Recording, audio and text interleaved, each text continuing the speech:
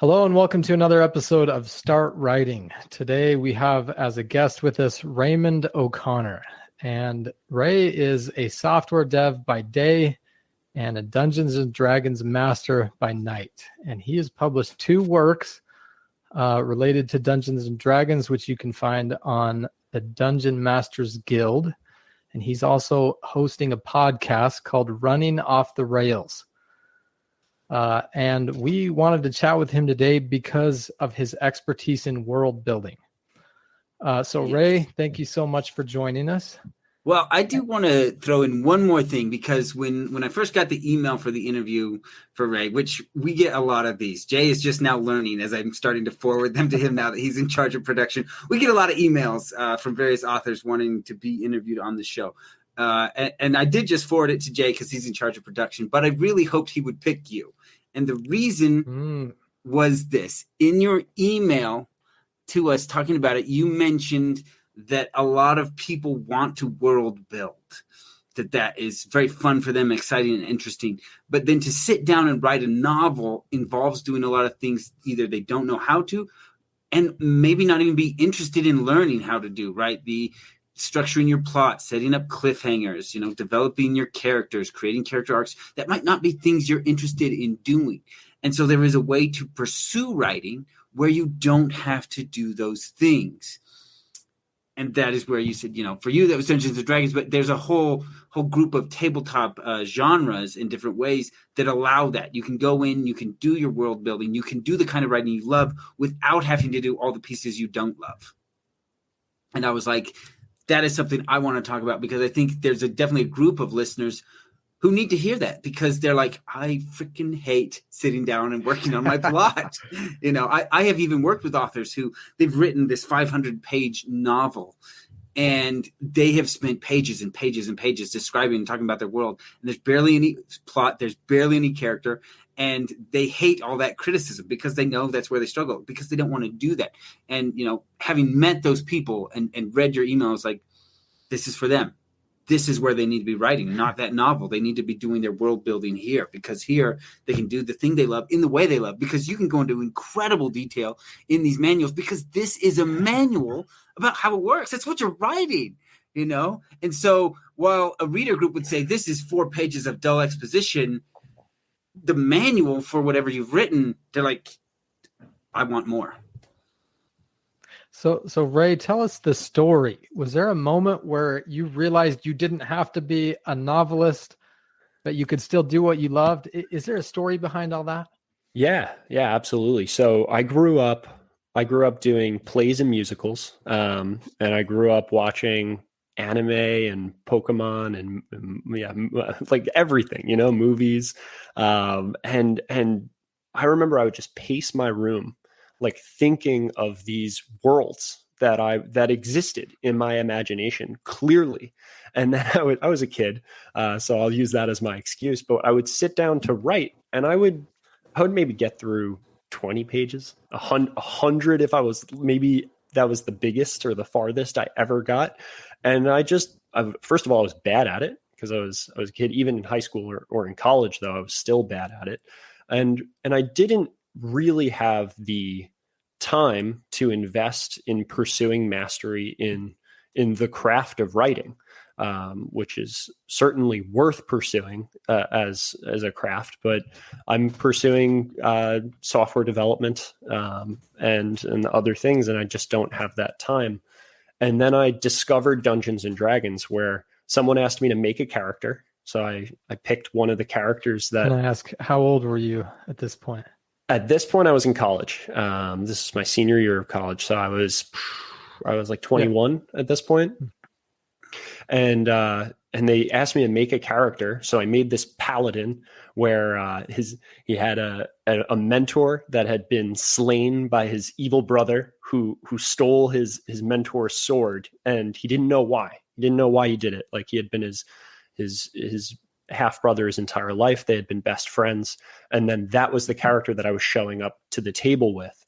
And I didn't even have to write it down. It was all in my head. I maybe had to send it to my dungeon master, so that way they kind of had an idea of what I was trying to accomplish at the table as we played Dungeons and Dragons. But for the first time ever, I got to share a story with a group of 4 other people around the table.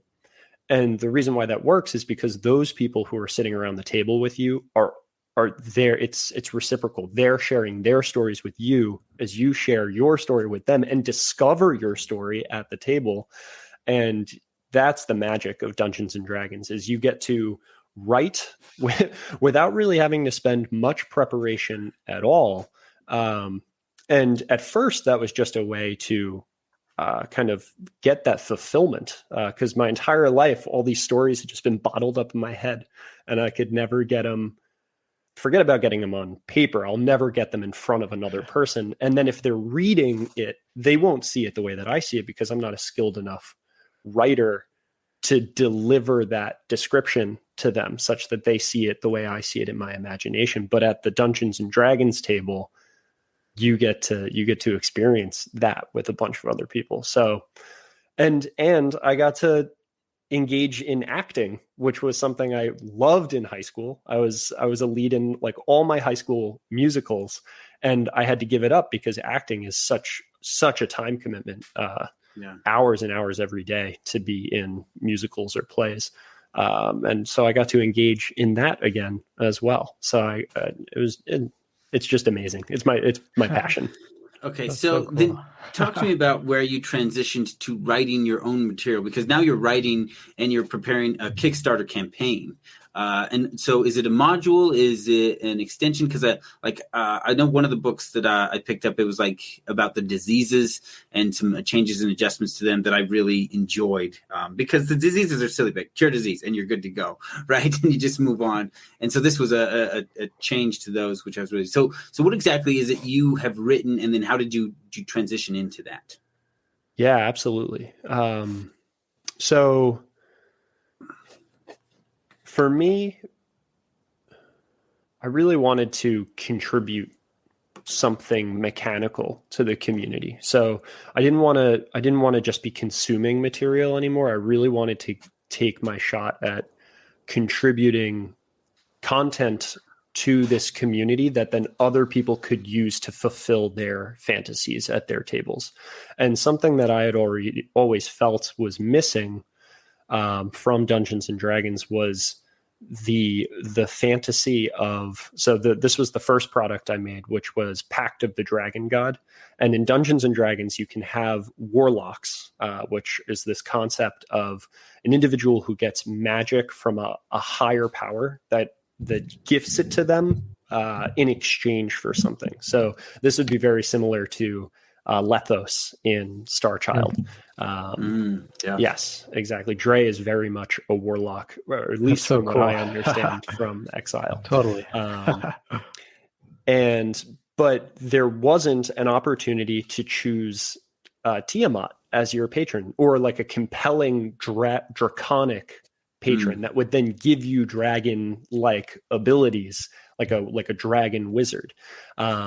So that's how my first product came alive. Was my player wanted to do that. They wanted to do it at the table, so I needed to make it anyway. And I had grown enough with the hobby where it had been my passion for many years at this point that I felt comfortable with the balancing of other material that exists out there in the world. And I made my own. And I know of a few people now who give me feedback because they're using the class and they love it. So it's amazing. And I make changes and revisions based on their feedback as well. Okay. So you wrote this class, and that allowed you to engage in, I guess, a lot of world building and contribute back to the community.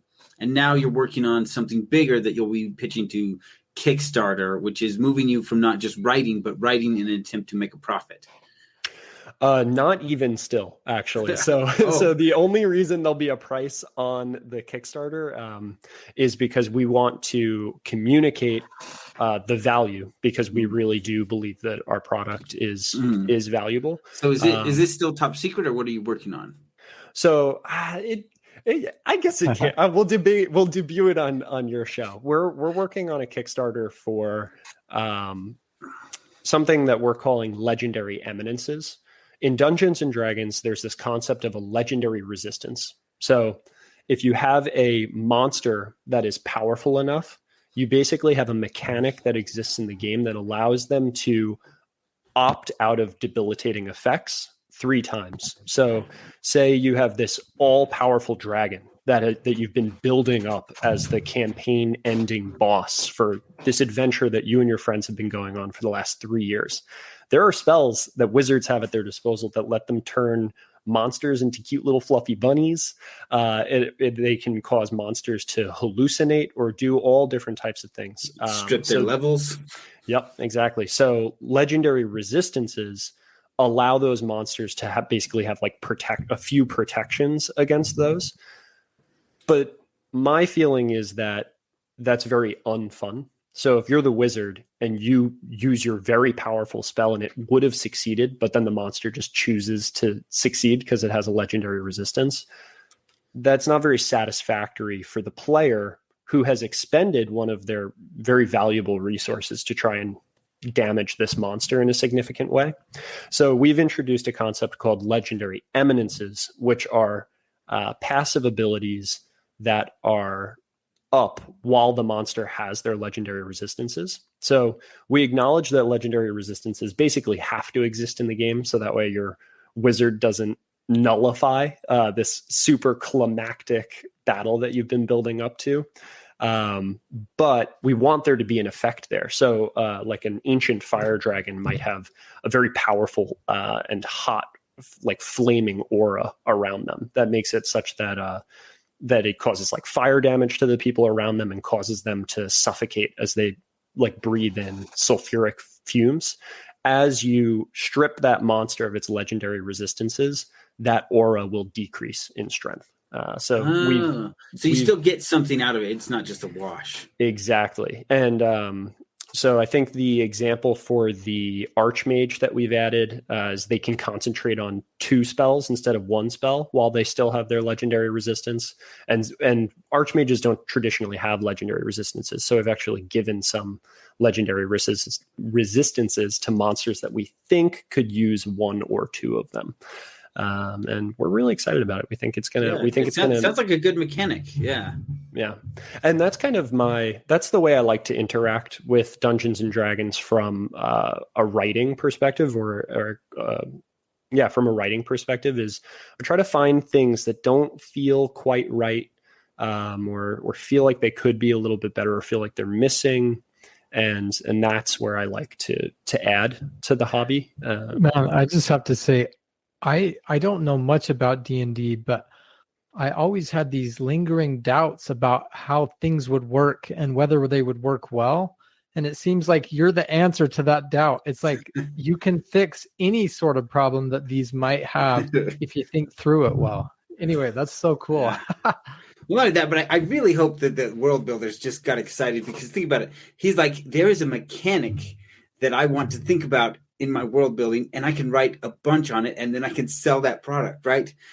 That is what so many of them want to do. Just write about the mechanics of their world, right? This is how my magic works. You sit down and you write it, and that's it. You don't have to write the characters. You don't have to write the plot, just the mechanics. This is my world. This is how it works. And for most dungeon masters, you actually don't even have to write it. So creating a product like the one that we're going to release on Kickstarter requires tons and tons of hours of, because you're not just writing the fiction, which you are writing the fiction for it, you're also making sure that mechanically it's balanced and won't break what is already a very like precarious ecosystem of rules. I was actually wondering that as I was reading through your, was it the Weave? The Weave Breaker. That's the Weave Breaker. Yeah, I was like, how did he balance test this? Yeah, so the real trick, and lots of people are going to get mad at me for saying this, is Dungeons and Dragons is already pretty unbalanced. True. So when people obsess about the balance of things, I think they're grabbing onto something that they can point at and yell about. So balance testing, I do play test the things that I write, but even published material, which is play tested, is unbalanced. So for anyone out there who for anyone out there who's a listener of yours who's been writing Dungeons and Dragons material and has refrained from publishing because you're afraid that it's not balanced or you don't have play testing, don't let that be the thing that stops you. Get it out there. If it's broken, people will let you know, and then you can fix it. So what is it? I don't know if you're familiar with, but there's a Dungeons and Dragons Online, and the very early editions of it was just straight up D&D converted to a digital format. And very quickly they started having to changing things, because when you play D&D at a tabletop, you've got four to six people playing a game, and the combat can take an hour, to get through a single fight. In the digital version, you could do a fight in like 10 seconds, right? And then you've got millions of people moving through fights that fast. And so very quickly, the unbalanced features of the game rise to the top, because people start doing weird things that work really well. Like there was a point in the game where everybody just carried around a wand of smite evil, because any evil creature you would like instantly stun and blind, and they had no saves. And they're like, this is a weak spell, and they're doing this to very powerful monsters, and it's just breaking the game, because it was unbalanced when it was written. And so very quickly they had to start changing things, because the learning curve of what you could exploit once the game was accelerated to that pace was very fast. So very quickly things started changing very quickly, because they're like, there were a ton of things that were just never balanced, and nobody knew, because you were playing with 5 or 6 people, and it took you an hour to do now what you do in 10 seconds. And I think that's a feature, not a bug.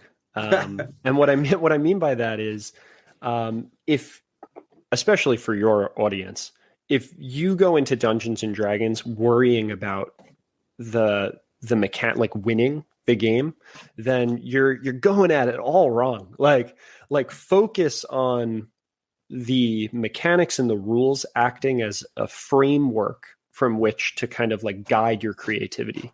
So what I mean by that is, if you're playing a game of kind of like telephone storytelling, where each person just goes around in a circle and says what happens next in the story, and there's no rules and there's no restrictions, it doesn't feel as fun to me, because Jim can just decide that the main character kills the dragon by stabbing it in the eyeball. And then the next person doesn't get to say what happened in the dragon fight, because the dragon fight's over because Jim decided. Whereas with Dungeons and Dragons, the rules exist as a way to foster creativity through restrictions. So you get to say, I'm going to attack the dragon, but then the rules help decide whether or not that attack hits, or how much damage it does. And that helps for the story to kind of unfold at the table, rather than somebody telling the story. Everyone's kind of discovering the story together, because the dice add that level of randomness to the story. So I just got to ask, as an outsider, I think if I were to play D&D, I would have the urge to somehow preserve this really cool thing that we created. And I mean, you're saying sometimes over the period of years. Do you ever wish you could archive it? And if so, how would you do that? So lots of people do archive their stuff. So there are plenty of people who stream their games of Dungeons and Dragons. Yeah. So much so that market is actually quite saturated. Like if you were to be like, hey, we're gonna videotape our game of Dungeons and Dragons, no one's ever gonna see it because there's already hundreds of those out there. But I mean, recording the audio of your games, if you're worried about losing those memories, that's a great way to keep those memories. Even just our podcast, where we talk at the meta level about how you can introduce specific elements to your game to make a more deliberate experience at your table. That has been an amazing archive of like synthesized thoughts that me and Ariel have come up with. And like, if I'm struggling to come up with something for the session for the day of Dungeons and Dragons, I've gone back and I've listened to some of the episodes that we've done on that material, and I've been like, oh yeah, we already figured this out, and this is the conclusion we came to, and then I'll use that content. So Cool. well, and so we did talk about Margaret Rice and Tracy Hickman. They started out playing D&D, and then they went on to write the Dragonlance books. But Michael Scott Earl is an author. He writes a lot of fantasy novels as well. And while he writes fantasy, he grew up playing Shadowrun. And he's even said, he says, sometimes I would just take a campaign of Shadowrun we did and reskin it in fantasy, and that's the story. Yeah, I mean, some of the things you come up with feel very special. So I'm also a player in a campaign. We're running Tomb of Annihilation right now, and I just had I peaked. I think it was 2-3 weeks ago. I'll never have another character experience that was as magical as this one at the table, where the story that unfolded for my paladin, I couldn't. It was breathtaking. I was like almost in tears as the confrontation occurred. He was confronting someone who was kind of his foil, which was very difficult for him to do. Someone who had taken the same oaths as him, but had defied those oaths. And in that enemy who the dungeon master had created, which was amazing, that I gave him my backstory and he created this conflict that would externalize the backstory that I had passed to him. Like we were real time arguing about the ideals of our characters, and the other players at the table were like just looking back and forth, and they're like, what's going to happen? Are these guys going to fight? Are they going to hug? Like what's going to happen? We ended up having to kill him. And that was really brutal. And then my character, the hammer, the magic hammer that of our shared god, deemed my character worthy to wield it despite the conflict that had just occurred. So that was like a really cool feeling as well. That's super cool. Yeah. If this sounds fun, if you're listening and this sounds fun, play Dungeons and Dragons, because it's amazing. Yeah, because I mean, writing is so hard. Writing is so hard. I'm so bad at it.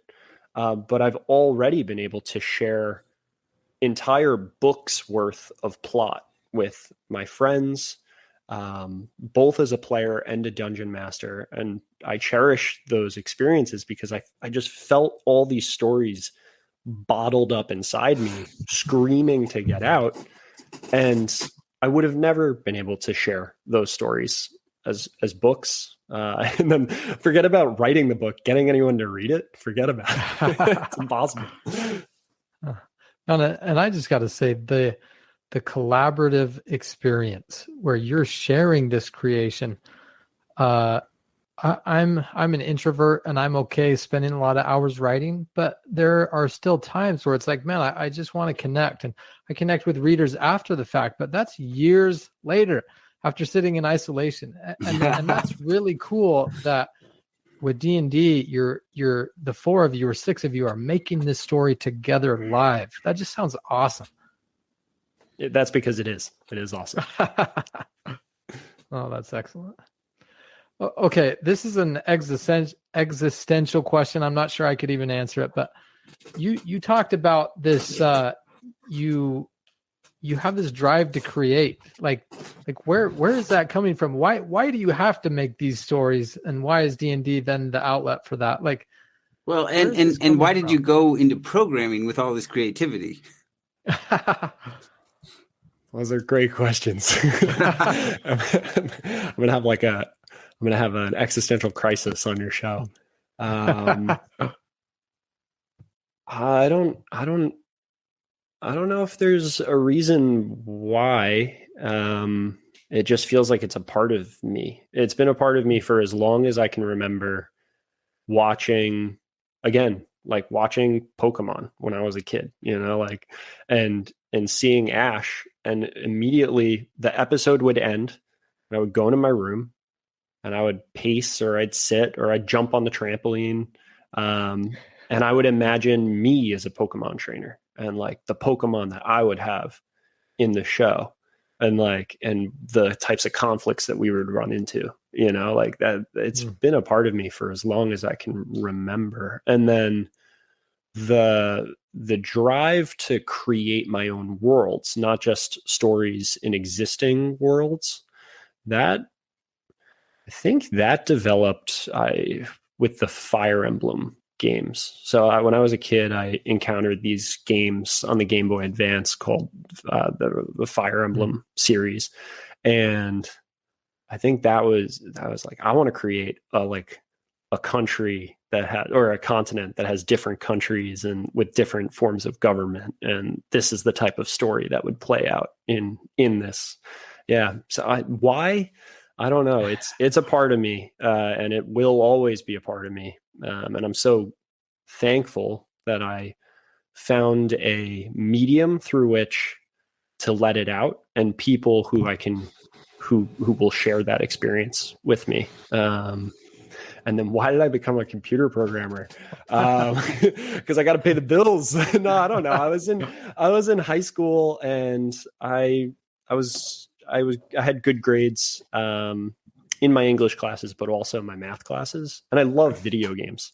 So I applied to schools for kind of the mixture of the two, which was video game design for me. It's like the creative side and the math side. And then I got to school, and at orientation, they had a dual degree in business. And I knew that game devs were just super, super not paid comparatively well to just kind of run-of-the-mill software engineers. And I also knew that it was very demanding. The pursuit of mastery in that craft requires hours, very similar to architecture. Just so much work, especially in college. And I just made a game time choice to switch to business and computer science instead of game design. Okay. And then, I don't know, doors open and close. And now here I am, some decisions just happen to you. You don't necessarily make them. Do you have a favorite D&D video game? Ooh, no. I actually think the D&D video games are actually pretty bad. They're almost unanimously really bad. But have you tapped into the beta for Baldur's Gate 3? So I've heard that Baldur's Gate 3 is pretty good. I'm going to play it when it's finally released. Yeah, see, I loved the Divinity series that they built first as their kind of audition. I thought those, I don't even think I found all the different ways you could accomplish quests. Like, there were some times I'd just be like, start a new character and just like stumble around and be like, where's this go? I'll be like, oh, it gets me there too. There's like 1,000 ways to get through this. What is this? Yeah, that's a real sandbox game for sure. Yeah, it's really it's really cool. And because I had that experience, I am excited that they're taking on this project. I think they're going to do a great job, but I don't like to be a beta tester. I want the final product. Yeah, I've opted out of that experience. I'm just gonna play the final product. But formative video games for me that inform a lot of my Dungeons and Dragons stories and ideas and with themes. The Fire Emblem games are really excellent, especially the early ones. The more recent ones have gotten a little weird for my taste, but Fire Emblem Sacred Stone, Fire Emblem The Binding Blade, and Fire Emblem Path of Radiance are all really excellent with really solid story and really, really good character development as well. So if you're a DM out there and you're looking for some quick inspiration, pick up a Game Boy Advanced emulator and download the Fire Emblem Sacred Stones ROM. You can do it in like 10 minutes and you're off to the races. That's awesome. I was also curious. So you did some of the design, you designed Weavebreaker, right? It says you're the layout. Yeah. You're the layout artist. So your creativity expands beyond writing or world building into this visual realm. Tell us, is the visual important? Is that an important skill to have? How is that a feature in what you do? I wish I didn't have to do it. That's one way. It is something that, So you're right. For the Weavebreaker, I scoured the internet for licensable art and bought the licensing for that professional and great artwork, by the way. It looks so good. It took a really long time to find it because it's buried. It's not exactly easy to find. And then I opened that up in Photoshop and I did all the blending as well, so it looks like it's painted onto the page. And yeah, I just knew that I cared very deeply about the mechanics that I had developed, and I cared very deeply about people using them. And I'm sure you guys feel this very intimately with, it doesn't matter how amazing your book is, if the cover is Garbo, no one's going to read it in a million years. Very similar with D&D products. People look at the art first, and then they read the mechanics second. So I knew no matter how good the content was, if it didn't have good art and good presentation, that people wouldn't use it. And I don't care about people buying it. I care about people using it. If you Google the Weavebreaker, yes, it is purchasable on the Dungeon Masters Guild, but it's also on Reddit. So, it's also on Reddit. Yeah, I'll put a link to that in the show notes. That's cool. Yeah, and I'd just love feedback. If anyone out there is like, oh, I don't know, I'll read this. So I'll pitch the Weavebreaker real quick. So, in Dungeons and Dragons, there are full caster classes, and there are also melee classes. So you have like wizards, and then you have fighters. And then there are a few ways in Dungeons and Dragons to try and accomplish the fantasy of a Gish, which is a magic casting melee fighter, that like mix of the two. If you think kind of Aragon, he's very much a Gish. He's in there sword fighting, but he's also using Brizinger and other spells. And Dungeons and Dragons has really cool combat spells, like Mirror Image, where you can create these mirror duplicates of yourself that make it harder for you to hit, or the Blink or Blur spell, which makes your like form like phase in and out of existence. But because of the way that the mechanics work for the game, if you want to cast one of those spells, it means you can't attack on the same turn. And what that means is that no one uses those spells because. But also there's the fact that like I like my wizard, I use Mirror Image and Blur and that stuff all the time. But I also stay as far away from the combat as I can. Right. Like so they're like a backup. First, just don't get near anyone who will hit you. Second, have some protection up so you don't die if they hit you. I'm actually surprised that you waste turns, right? Air quotes, turns casting those protection spells, because those are turns that you could be fireballing and thunderbolting and magic missile. Well, I'm a 3.5 guy, so I usually am packing around, I've got it's the sequencer, right? So like combat starts, boom, I fire off my first 3 defensive spells. I'm ready to go. Gotcha. Okay, cool. So, that makes sense. I know 5e is a little different, and with 5e you can't have a lot of spells going on. Like in 3.5, haste is essential. In 5e, haste is a maybe. Haste is a maybe in 5th edition. That's exactly correct. So what I wanted to do was create a class that was balanced, that would let you cast Mirror Image and do a multi-attack, an extra attack in the same turn, because that was an essential part of the fantasy.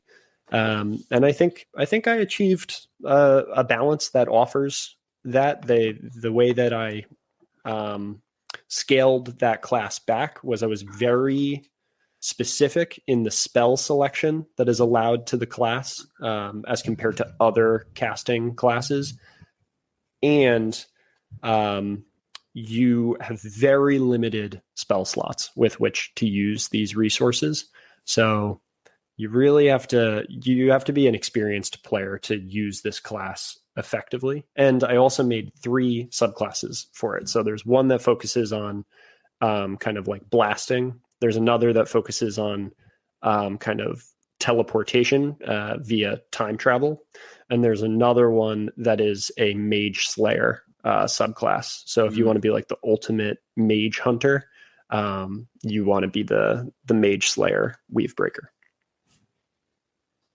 Dang, sorry, I just cool. just jumped on a soapbox. I will relinquish it now. No, that's awesome. So I loved some of the concepts that I read in there, and was honestly a little surprised. Again, I'm new to D&D, but so your time splicer was temporalized into the future. I think that's the wording you used, which I just thought was awesome.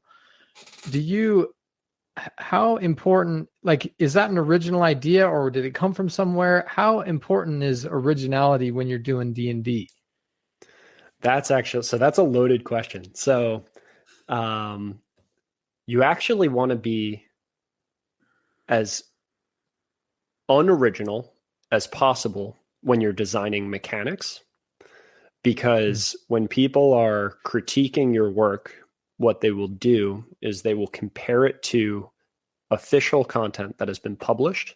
And if your effect is just a little bit better or a little bit worse, that's the thing that they're going to latch onto. And they'll discard your product, because if it's better than what's published, it's overpowered, it's not balanced. And if it's weaker, it's not exciting. So you want to be as you want to innovate as little as possible on the underlying mechanics. So the things that are happening in the game, physics, but you want to innovate as much as possible on the flavor and the fantasy. So what you're selling to people, and I don't mean monetarily, I mean like getting them to invest their time playing the class that you made as opposed to the classes that other people made. You need to sell them on the fantasy that they will be able to experience at the table because they picked that class as opposed to a wizard. There are some really cool classes out there. So it's a huge opportunity cost to take a risk on someone's homebrew class that they're presenting to you. Cool. So, and I think this applies to our author crowd who don't play D&D. I noticed that there's consequences. So you say, well, if you use more of this like time elements up front, you have to wait that many more turns later. So there's severe consequences for doing something cool. It costs you. Yep. How important is that to the story, and how does that fit in? So that definitely is more of kind of a game part of Dungeons and Dragons. So all classes have resources that they can spend that they don't get back until they take a long rest, which is the equivalent of kind of like camping out for the night or staying in an inn. So presenting, so that isn't all too different from the other things that are out there. That class in particular, though, you have identified has a little bit more of a risk reward as opposed to spending the resources that you just have at your disposal. There's no downside to spending a resource. In this class, I wanted the idea of time travel to feel risky, especially in combat. And honestly, the whole theme of the Weavebreaker is this idea of risk, that you're messing with magic in ways that magic should not be messed with. Whereas the wizard is doing precise calculations. You are cutting through the weave in very precise ways and like activating magic in that way, almost kind of like a blade dancer or a magical blade dancer. So all of the different subclasses have this element of risk. Like all of the classes to cast spells, you have to spend hit dice, which is not something that is present in other Dungeons and Dragons classes. Yeah, I was like, whew, that's like a blood mage. Yeah, that's the vibe. Is kind of like you're putting your body through incredible stress to be able to exact these like really powerful and dynamic effects on the battlefield. And for a player who's not experienced, and for a dungeon master who's not experienced, that's not going to go so well. So if you have a player who just wants to use all their abilities, they might spend all of their hit dice, and they might be running very low on hit dice, which means that they won't have as much health as everybody else, and they might be at risk of dying. And in Dungeons and Dragons, if your character dies, that's it. Yeah, you have to sacrifice that character. They're dead. You have to make a brand new character, brand new story. Whatever you thought was going to be the character arc for that character, you have to put it away. It's gone. It's not going to happen. That's the way the story unfolded, and that's kind of the fun of the game as well, as characters die. But for a dungeon master, you also need to punish that behavior appropriately as well. So a lot of dungeon masters won't use short rests in their games. They'll just be running Dungeons and Dragons, and they'll kind of just let their players recharge their abilities whenever they want. If you have a weave breaker in your party, you gotta kind of hit the brakes a little bit on that, because they will probably overextend themselves, and you want them to feel the pain of having overextended themselves. Cool. So I kind of want to get to the wind down. I have some rapid fire questions, but first I want to ask you to pitch your podcast to our novelist listeners. So running Dungeons and Dragons is very similar, I think, to kind of trying to grab readers with your story. And with our podcast, what we do is we look at the specific elements that will be present in your games of Dungeons and Dragons, and we kind of break apart what makes those things work at your table, especially if they're not working, and then the mechanics that couple with that to make it work. So I think a really good example of this is our first episode, which we unpack sandboxing versus railroading, where if you're a dungeon master and you're a new dungeon master and you're railroading your players, because that's typically where people start, because modules are usually planned adventures, and you're trying to embrace this idea of sandboxing, which is creating a world for your players or your readers to interact with. We kind of talk about the pros and cons to both, because there absolutely are pros to running a more railroad centric adventure, and the specific things that you can do in your game to change up your style the next time you play Dungeons and Dragons. Perhaps another example that's a little bit easier to equate to writing is we have an episode about rivals. So how do you put a compelling rival in front of your players that they want to engage with, that they're interested in? Yeah, so your players get to decide wherever they want to go. So if you put a rival in front of your players and that story wraps up, in your head, you want that character to be recurring.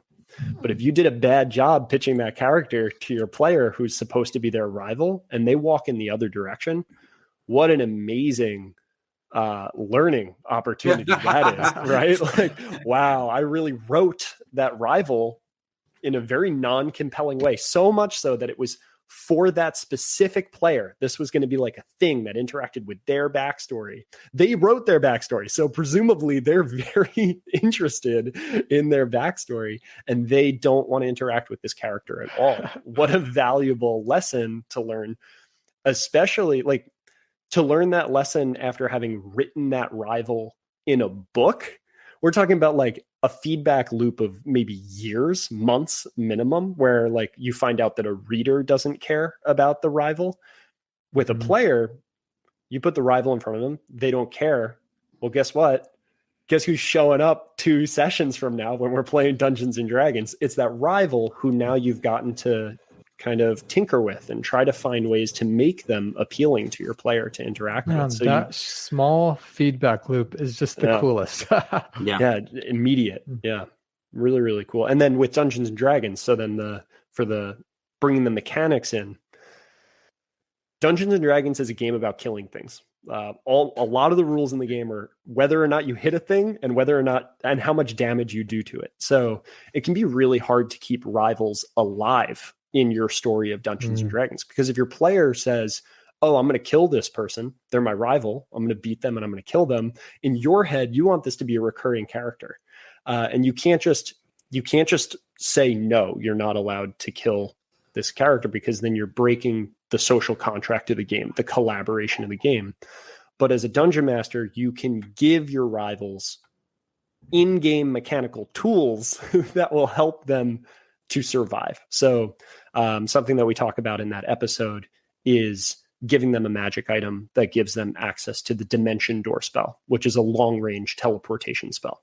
So rather than telling your player, no, you're not allowed to kill this character, you just have them use that spell. And then if we have more sophisticated advice as well, where you can put that rival inside the same adventuring guild that your players are a part of. So there are consequences to killing that character, very much like John Wick, where if they decide to kill that character, they can't do it just on a whim, because now the adventuring guild will not only ostracize them, but maybe hunt them down.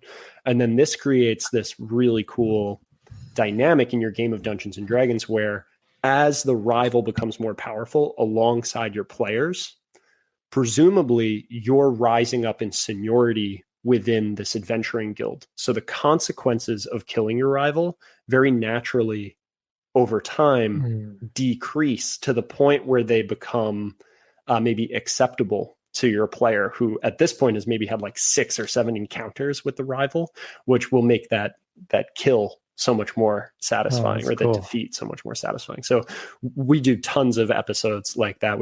We deep dive about factions. We just talked about magic items, different types of magic items and their story significance versus their power level. So if that sort of stuff is interesting to you, please do come check out our show. And give us the title of your show and where we can find it. It's Running Off the Rails, and it's available everywhere podcasts are found. I challenge you to try and find a place where podcasts are found, and it's not there, because I've tried to be very thorough. I know I like to listen to my podcasts on Stitcher. That's a podcast platform not many people use. It's there. It's everywhere. It should be everywhere. And if it's not, let me know. And we're available at Running Off the Rails on Instagram and Twitter and Facebook. And our Gmail is runningofftherails1974 at gmail.com, because runningofftherails@gmail.com was taken. And we also have a website, runningofftherails.com, where you can find our show, the products that I've created. We also have some blog posts, etc. Yeah. Well, and let me just say to you listeners, these are all linked in the show notes, so you can just tap them down there. Awesome. Man, so I just wanted to say a writing parallel that came up as you were talking. It's sometimes I think we as authors have a particular outcome in mind, and we make the character lead to that outcome, and a reader identifies that as inauthentic. And I just think it's so cool that as a DM, you can have your intentions in mind, but your characters literally get to choose for themselves because they're run by other people. And I just think that's a good lesson for an author to just remember, like, it's not up to me. It's up to being authentic to this character. And have I built a person that would do that? And I just feel like that's really essential in a plot. Absolutely. Your players will surprise you all the time. Like, my players they're not even like, some players pride themselves on being unpredictable. That's kind of like their thing. My players are not like that. They try to play their characters authentically as best they can, and they surprise me all the time. So that just resonates so much with me, that my take on their character, who I've spent days with at this point playing Dungeons and Dragons with their character, I feel like I know them pretty well. They make decisions all the time that if I were trying to role play for them, I wouldn't have made that decision. So it's a really great learning experience. Yeah, that is so cool. Okay, just a couple quick rapid fires. Tell us a favorite book or the book you're reading right now.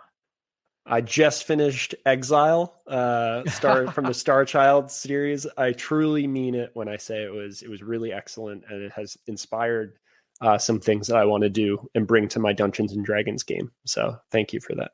That's super cool. Other than that, though, I'm reading Effective Java, because I just joined a programming team at my company that uses Java heavily. Wouldn't recommend it unless you're really interested in learning Java. In that case, it's truly excellent. A lot of us have to balance a day job with our creative passion. Are there any insights or lessons that you've learned along those lines?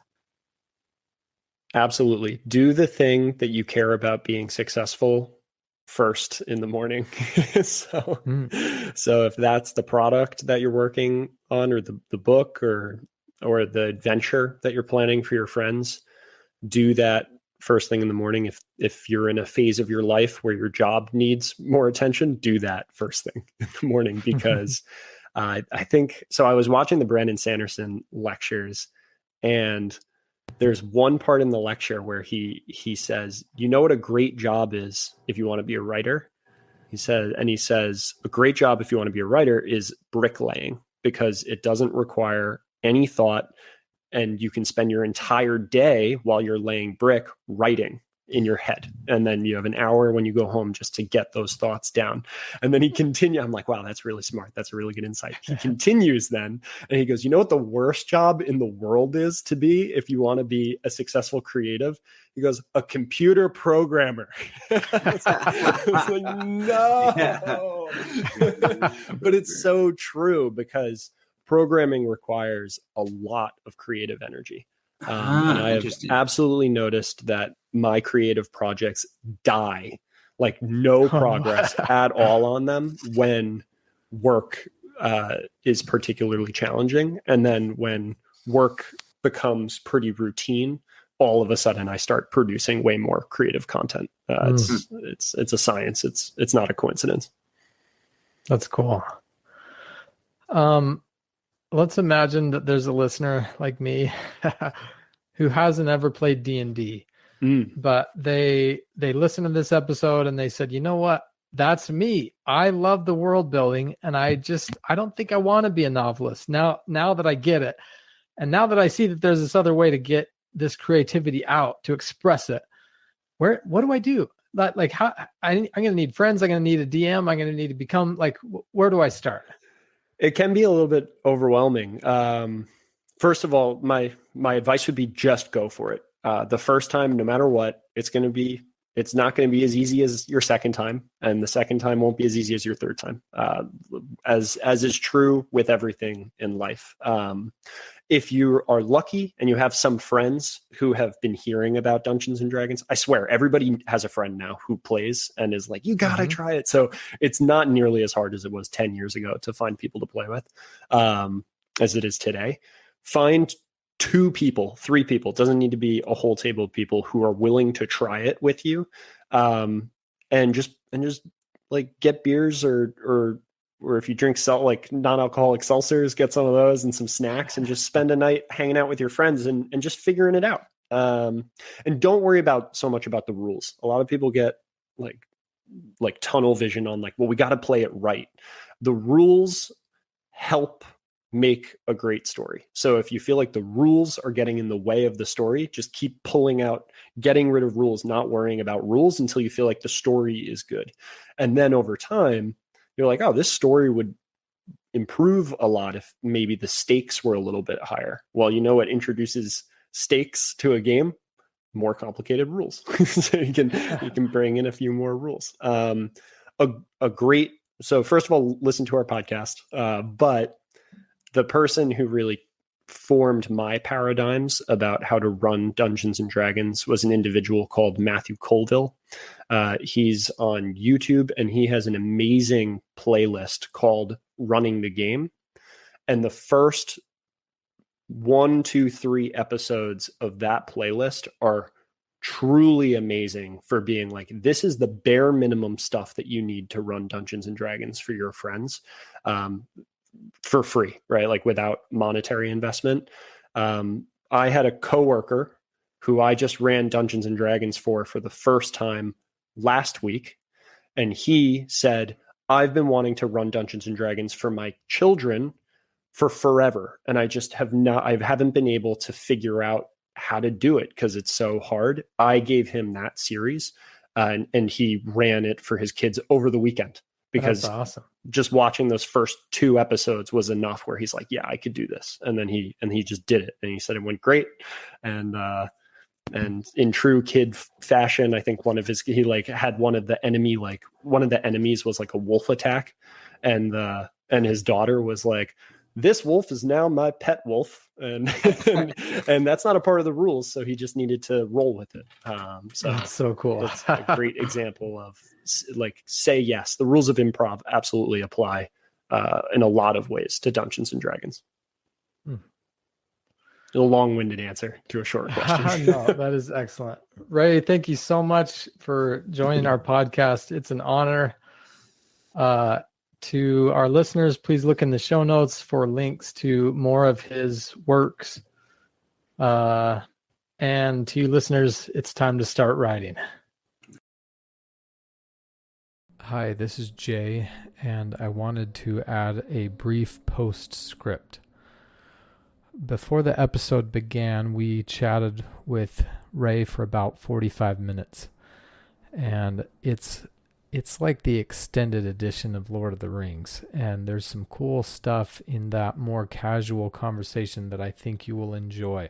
A particular segment that matters to me is Ray recently read Star Child Exile and gave me some glowing feedback, which was awesome, and some critical feedback, which was really cool for me to hear. I felt like he was very insightful. And I think to all of you writers and authors who have similar projects, I think his feedback could be insightful for you. And again, this is kind of the behind the scenes stuff. We're not sharing it with everybody. We are sharing it in particular with our Patreon supporters. So if you're one of those, then look at your Patreon to access this behind the scenes content. And if you're not, click the link in the description so that you can become one of our supporters. Again, I also just want to thank you so much for listening. Your attention is worth a lot, and we appreciate that you're spending the time to listen to us. It's obviously something we love, and we're glad that you love it too. So thank you.